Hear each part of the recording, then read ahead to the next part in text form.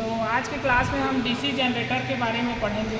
ठीक है, DC generator क्या होता है वो देखेंगे, है ना। डीसी जनरेटर क्या है? जो डीसी सप्लाई जनरेट करता है वो चीज़ क्या कहलाता है? डीसी जनरेटर कहलाता है। ठीक है, या फिर बोल सकते हो डीसी जनरेटर एक ऐसा मशीन है जो मैकेनिकल एनर्जी को डीसी इलेक्ट्रिकल एनर्जी में बदलता है, ऐसे भी जवाब दे सकते हैं।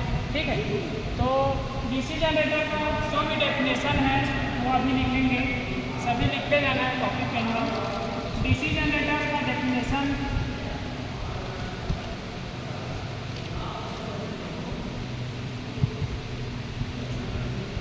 मैकेनिकल एनर्जी को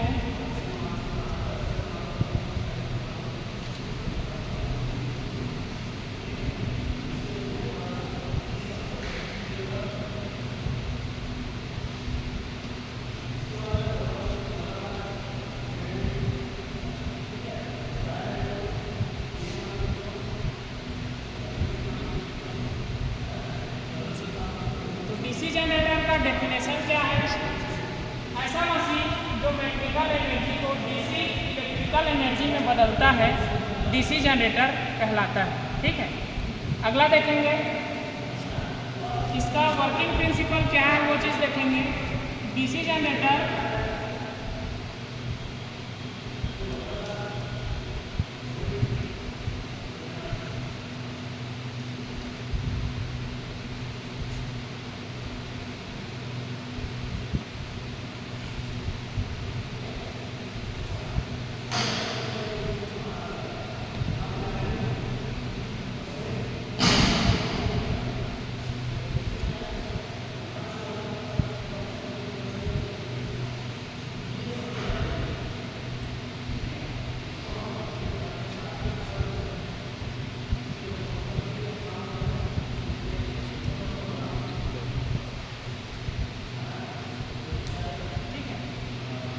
डीसी जनरेटर का वर्किंग प्रिंसिपल क्या है?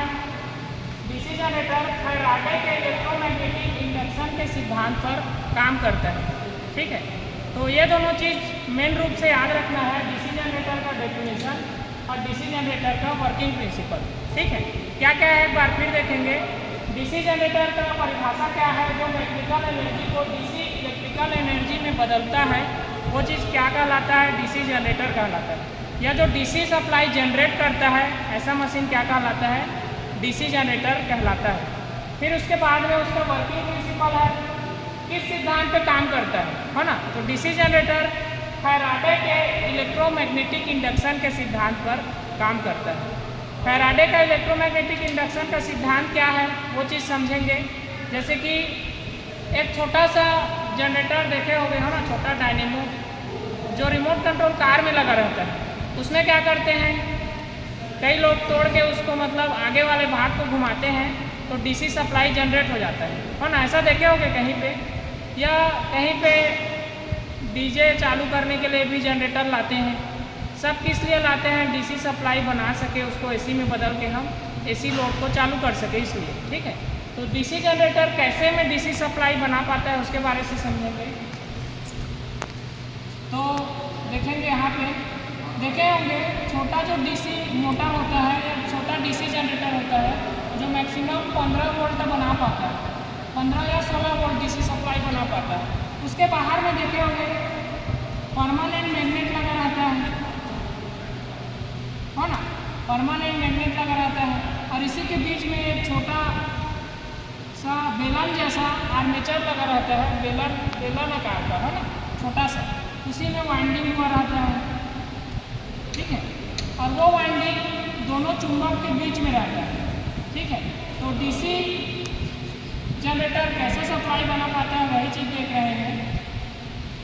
ये चुंबकीय मैग्नेट क्या करता है, दोनों मैग्नेट आपस में चुंबकीय क्षेत्र बनाते हैं और उसी बीच में आर्मेचर रहता है छोटा डीसी जनरेटर का। वो आर्मेचर क्या करता है, उसको अगर हम हाथ से घुमाते हैं तो बाहर में हमें डीसी सप्लाई मिलता है, क्योंकि ये जो आर्मेचर है उसमें वाइंडिंग हुआ है, वो कंडक्टर मैग्नेटिक फील्ड को कट करेगा और बाहर हमें आउटपुट में डीसी सप्लाई देगा।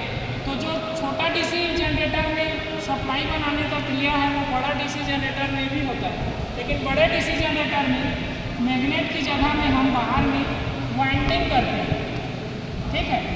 मतलब 15 वोल्ट तक के डीसी सप्लाई वाले अगर जनरेटर है तो उसमें फील्ड वाइंडिंग ना होकर मैग्नेट रहेगा, और बड़े वाले डीसी जनरेटर है 15 वोल्ट से ज़्यादा बनाना है, उसमें हम परमानेंट मैग्नेट ना लगा के वाइंडिंग करेंगे, और वो वाइंडिंग चुंबक जैसा काम करेगा और बाहर हमें डीसी सप्लाई देगा, ठीक है। तो एक बार फिर देखेंगे वर्किंग प्रिंसिपल क्या है फैराडे का।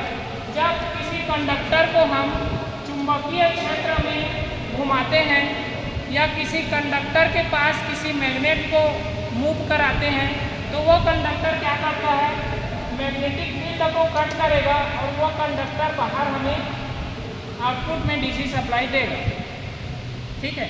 तो फैराडे का इलेक्ट्रोमैग्नेटिक इंडक्शन का सिद्धांत यही है। यही सिद्धांत डीसी जनरेटर फॉलो करेगा और हमें आउटपुट में डीसी सप्लाई देगा। कैसे, एक बार फिर बताता हूँ। अगर किसी कंडक्टर को हम चुंबक के आसपास में घुमाते हैं या मूव कराते हैं, या किसी चुंबक को किसी कंडक्टर के आसपास में रख के घुमाते हैं या मूव कराते हैं, है ना, कुछ एक्टिविटी कराएंगे, तो कंडक्टर चुंबक के चुंबकीय क्षेत्र या मैग्नेटिक फ्लक्स को कट करेगा, और कट करने के कारण उस कंडक्टर में सप्लाई बनेगा और वो सप्लाई हमें आउटपुट में मिलेगा। यही सिद्धांत फैराडे का इलेक्ट्रोमैग्नेटिक इंडक्शन का सिद्धांत है। तो इसी के सहायता से कोई भी डीसी जनरेटर बाहर में हमें सप्लाई देता है, ठीक है। तो दो चीज़ अभी समझ गए हम, डीसी जनरेटर का डेफिनेशन और उसका वर्किंग प्रिंसिपल। इसको आगे और बढ़िया से पढ़ेंगे, है ना, लेकिन अभी कुछ चीज़ें अभी जान लो जो जरूरी है। लिख लिए इतना।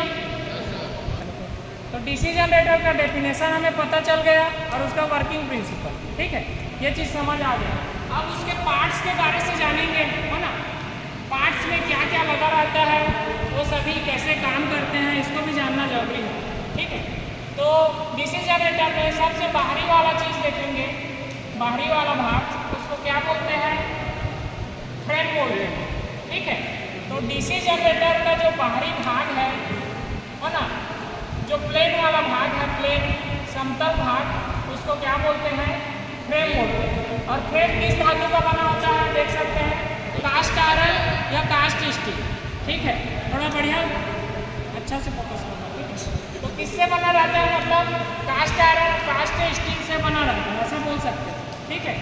अब अगला चीज़ और अंदर आओगे तो उसका पोल दिखेगा, पोल सुई बोलेंगे, पोल सुई से मतलब जूते का कुछ तलवा जैसा कुछ मतलब शेप है, सोल जैसा, है ना, तो पोल सू बोलते हैं इसको। और इसी पोल में क्या होता है, वाइंडिंग होता है ना। तो पोल का काम क्या है, जो फील्ड वाइंडिंग को सहारा देता है, यहाँ जिसके ऊपर में फील्ड वाइंडिंग स्थापित करते हैं उसे क्या बोलते हैं, पोल बोलते हैं। देखो यहाँ पे वाइंडिंग हुआ है ना, तो ये पोल का काम क्या है, वाइंडिंग को सहारा देना, फील्ड वाइंडिंग को सहारा देना, ठीक है। अगला देखेंगे, इसके बगल में इंटरपोल है ना, तो इसमें भी वाइंडिंग होता है, फील्ड वाइंडिंग। तो इसके बारे से बाद में और पढ़ेंगे कि क्यों होता है ना। लेकिन ये चीज़ समझो कि पोल रहता है, पोल के बीच में एक इंटरपोल रहता है। क्यों रहता है बाद में देखेंगे। फिर उसके बाद में देखेंगे बीच वाला भाग जो ड्रम जैसा दिख रहा है, उसका नाम क्या है, आर्मेचर, ठीक है। आर्मेचर में क्या होता है, आर्मेचर वाइंडिंग होता है, ठीक है। और आर्मेचर किस धातु का बना होता है, सिलिकॉन स्टील का, ठीक है। तो डीसी जनरेटर में यही आर्मेचर घूमता है अंदर में और क्या करता है, आउटपुट में हमें इसी आर्मेचर के कंडक्टर द्वारा डीसी सप्लाई मिलता है, ठीक है। आर्मेचर का काम देखेंगे, जो फील्ड वाइंडिंग के बीच में स्थापित होता है, ठीक है। फील्ड वाइंडिंग के बीच में स्थित रहता है, वो चीज़ क्या कहलाता है, आर्मेचर कहलाता है। और आर्मेचर ही मैग्नेटिक फील्ड को कट करेगा, जो फील्ड वाइंडिंग में सप्लाई देंगे तो फील्ड वाइंडिंग आर्मेचर के चारों ओर मैग्नेटिक फील्ड बनाएगा, ठीक है, चुंबकीय क्षेत्र। वो चुंबकीय क्षेत्र को अगर हम आर्मेचर को घुमा के कट कराएंगे फैराडे के इलेक्ट्रोमैग्नेटिक इंडक्शन के सिद्धांत पे, तो क्या करेगा, यह आर्मेचर उसे कट करेगा चुंबकीय क्षेत्र को, और आर्मेचर में सप्लाई बनेगा, वो सप्लाई हमें बाहर आउटपुट में मिलेगा। बस यही काम है। छोटा डीसी जनरेटर में मैग्नेट था, बड़ा डीसी जनरेटर है तो वाइंडिंग है, फील्ड फ्लक्स बनाने के लिए या चुंबकीय क्षेत्र बनाने के लिए। और वो चुंबकीय क्षेत्र आर्मेचर द्वारा कट किया जाएगा, और आर्मेचर में जो सप्लाई बनेगा उसे हम टर्मिनल में बाहर देखेंगे, है ना। तो आर्मेचर के बारे से समझ गए। जो बीच वाला भाग है डीसी जनरेटर का, वो आर्मेचर है जो सिलिकॉन स्टील का बना होता है। ऐसे आर्मेचर में यहाँ पे वाइंडिंग होता है, उसे आर्मेचर वाइंडिंग बोलते हैं, ठीक है। आर्मेचर वाइंडिंग किसे बोलेंगे, जो आर्मेचर के बाहर में वाइंडिंग हुआ रहता है उसे हम आर्मेचर वाइंडिंग बोलते हैं, ठीक है। और देखेंगे इसमें इसका जो कम्यूटेटर है ना, आर्मेचर में ही जुड़ा रहता है एक भाग, उसका नाम कम्यूटेटर है, ठीक है। कम्यूटेटर किसका बना होता है, हार्ड ड्रेन कॉपर का बना होता है। तो ये सवाल आता है कि डीसी जनरेटर या डीसी मशीन का कम्यूटेटर किस धातु का बना होता है, तो हार्ड ड्रेन कॉपर का धातु का बना होता है, ठीक है। और इसी में कम्यूटेटर में बीच बीच में कुछ ऐसा डिवाइड रहता है, ये कम्यूटेटर प्लेन नहीं रहता है, ठीक है ना, प्लेन नहीं रहेगा, डिवाइड रहेगा अलग अलग, ये अलग हो गया, ये अलग, ये अलग, बीच में दीवार जैसा रहेगा। वो चीज़ माइका धातु का रहता है, insulation material. Insulation material commutator के अंदर में किस पदार्थ का रहता है, माइका का, ठीक है। तो ये माइका आपस में इसे मतलब जुड़ने नहीं देता है, कि इंसुलेशन का काम करता है, ठीक है। तो कम्यूटेटर उसी को सेगमेंट बोलेंगे। कम्यूटेटर सेगमेंट किसे बोलते हैं, माइका द्वारा जिसे अलग अलग भागों में डिवाइड किया गया है, उसी चीज़ को क्या बोलेंगे, सेगमेंट बोलेंगे। ये इतना दूर एक सेगमेंट है, दो सेगमेंट, तीन सेगमेंट है ना, तो ऐसा अलग अलग सेगमेंट रहता है कम्यूटेटर में। दो चीज़ कम्यूटेटर से क्वेश्चन पूछेगा, कम्यूटेटर किस धातु का बना होता है, तो हार्ड ड्रेन कॉपर का, या खाली कॉपर का भी बोल सकते हो। अगला पूछ सकता है कम्यूटेटर में जो कॉपर रहता है उसे अलग अलग भागों में डिवाइड कौन सा पदार्थ करता है, तो वो माइका का जो एक पदार्थ है इंसुलेशन पदार्थ, वो कम्यूटेटर में इंसुलेशन के रूप में लगाया जाता है, ठीक है। और इसी कम्यूटेटर के कारण डीसी जनरेटर बाहर डीसी सप्लाई दे पाता है, ठीक है। तो इतना याद रखना है इसमें जो भी पार्ट्स है। रोटर बचा है बीच वाला भाग, तो डीसी जनरेटर में जो भाग घूमता है उसको क्या बोलेंगे, रोटर बोलेंगे, ठीक है। तो इसके बारे से अभी सुने हो कुछ, उसको लिख लो, ठीक हो। फील्ड के बारे से, ठीक है, समझ रहे हो इतना। फ्रेम के बारे से देखेंगे, फ्रेम क्या है, लिखते जाना। डीसी जनरेटर का फ्रेम, ठीक है।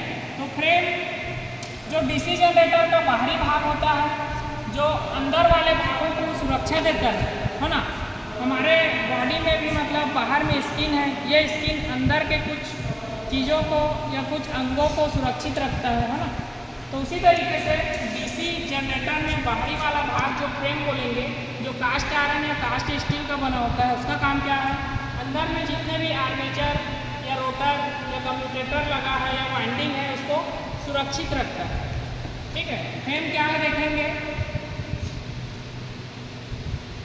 डीसी जनरेटर का बाहरी भाग, लिखते जाना, बाहरी भाग फ्रेम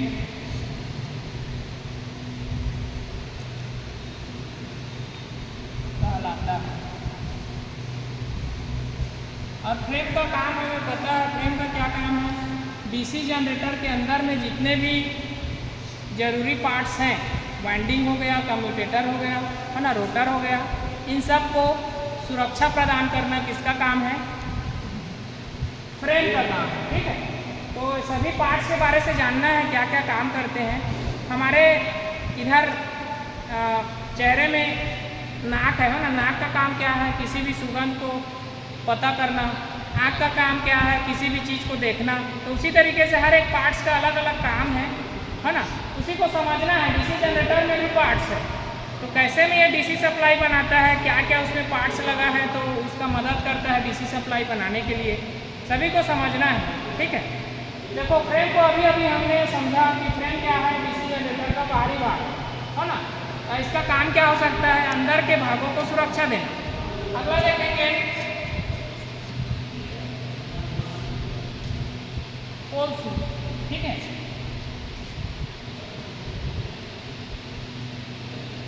पोल शू क्या हो सकता है?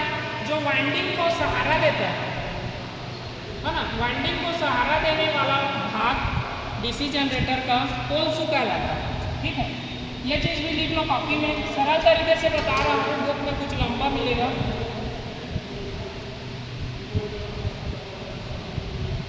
जो फील्ड वाइंडिंग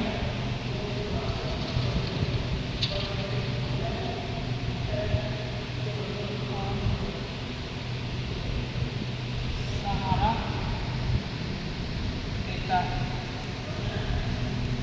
या पकड़ के रखता है। ठीक है, फील्ड वाइंडिंग को पकड़ के रखता है या सहारा देता है, तो ऐसा भाग क्या कहलाता है? डीसी जनरेटर का पोल शू कहलाता है। कुछ जूते जैसा दिख रहा है, चप्पल जैसा है ना, नीचे वाला भाग जैसा दिख रहा है, इसीलिए पोल शू बोलेंगे इसको। ऐसा काम क्या है?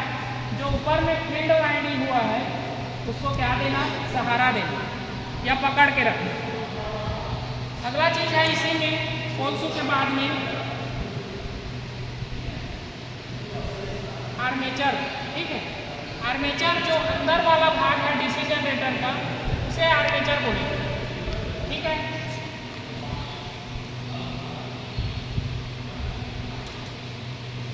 आर्मेचर के बारे से देखेंगे। डीसी जनरेटर का घूमने वाला भाग क्या कहलाता है? आर्मेचर कहलाता है।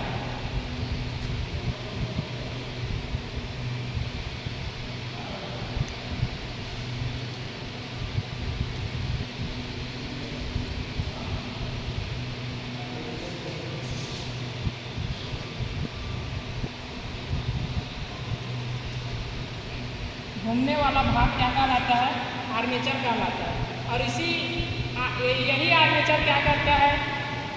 जो फील्ड वाइंडिंग है उसके द्वारा जो चुंबकीय क्षेत्र बना रहता है आर्मेचर के चारों ओर, और यह आर्मेचर क्या करेगा? उसे कट करेगा और अपने कंडक्टर में सप्लाई बनाएगा और बाहर हमें देगा। ठीक है, तो सिंपल सा एक वर्किंग प्रिंसिपल है डीसी जनरेटर का कि वाइंडिंग क्या करेगा? चुंबकीय क्षेत्र या मैग्नेटिक फील्ड को कट करेगा और बाहर हमें इलेक्ट्रिसिटी देगा, है ना। तो सिंपल सा है, ज़्यादा बड़ा चीज़ नहीं है ना। आर्मेचर समझ गए क्या है? डीसी जनरेटर का घूमने वाला भाग। और इसी में आर्मेचर में क्या क्या रहता है? रोटर रहेगा, रोटर भी घूमने वाला भाग हो गया, है ना। यहाँ बगल में रोटर भी लिख सकते हो, उसको रहने। ठीक है, इतना समझ गए? क्या हो गया? समझ गए? मिटा देता हूँ इसको। आर्मेचर के बारे से समझ गए। आर्मेचर में एक भाग कम्यूटेटर रहता है, कम्यूटेटर जो किसका बना रहेगा? हार्ड ड्रेन कॉपर का बना रहेगा कम्यूटेटर, जो कुछ इस तरीके से दिखता है कम्यूटेटर।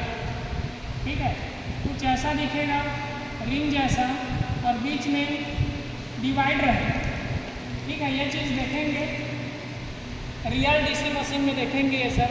तो कम्यूटेटर कुछ ऐसा रहता है ना, जो आर्मेचर से जुड़ा रहता है। तो आर्मेचर वाला जो भाग जो घूमता है उसी के साथ में कम्यूटेटर भी लगा रहेगा। और ये कम्यूटेटर किस धातु का बना होता है? हार्ड ड्रेन कॉपर का। ठीक है, जिसे हिंदी में बोलते हैं। और